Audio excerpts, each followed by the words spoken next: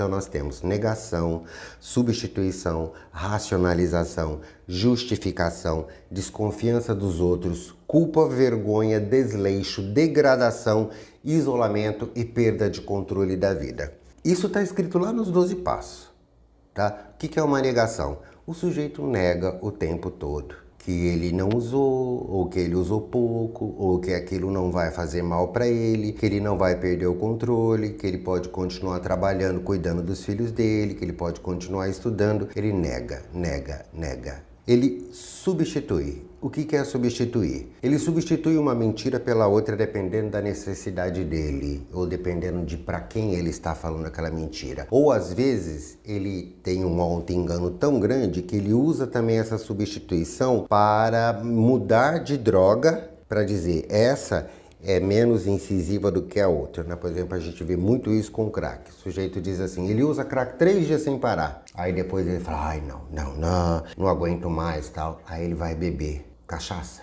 Ele substitui uma pela outra. Na verdade, ele só está mantendo o nível dopaminérgico, que a gente chama também de nível de loucura. Então isso é substituição. Tem a racionalização. O sujeito sempre tem a mania de racionalizar, de dizer, não, eu tenho razão, eu tenho que ter razão, tenho que achar uma razão aqui. Por exemplo, quando ele não tem mais o que falar, ele vai falar assim, eu uso droga porque o meu pai fez isso, porque a minha mãe fez aquilo, porque a minha esposa fez aquilo, porque não sei quem fez isso ou fez aquilo outro comigo. Ele acha uma razão, um sentido para o uso dele.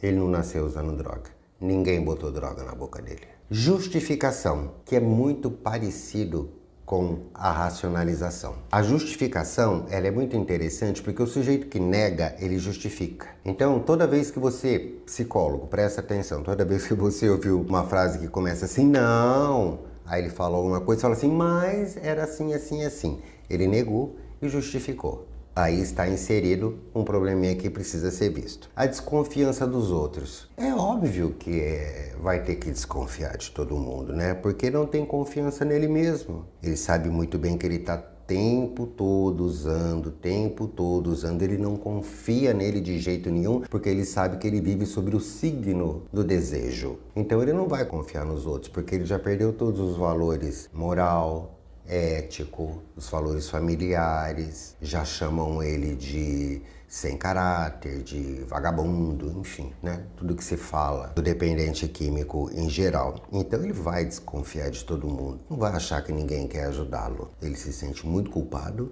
pelo que ele está fazendo, sente muita vergonha pelo que ele está fazendo e existem, na maioria deles, entram na linha do desleixo. Desleixo pessoal mesmo, de tomar banho, de trocar de roupa, escovar os dentes. E alguns chegam à degradação. A gente costuma dizer assim, ó, isso daqui, ó, graduação. Melhorar de vida, alcançar novos patamares. Degradação. Descer, piorar. Então o sujeito começa com desleixo e acaba na rua.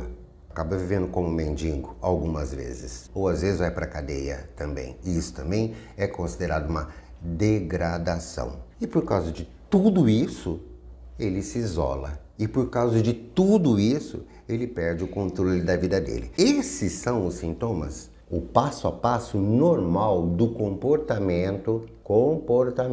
Isso não é a personalidade dele, tá? Isso é o comportamento, viu? Que você precisa prestar atenção. Você é adicto? Presta atenção em todos esses passos que eu te disse. Você é psicólogo? Presta atenção se seu paciente já está passando por isso, até onde ele está. Você é pai, é mãe? Presta atenção nisso também.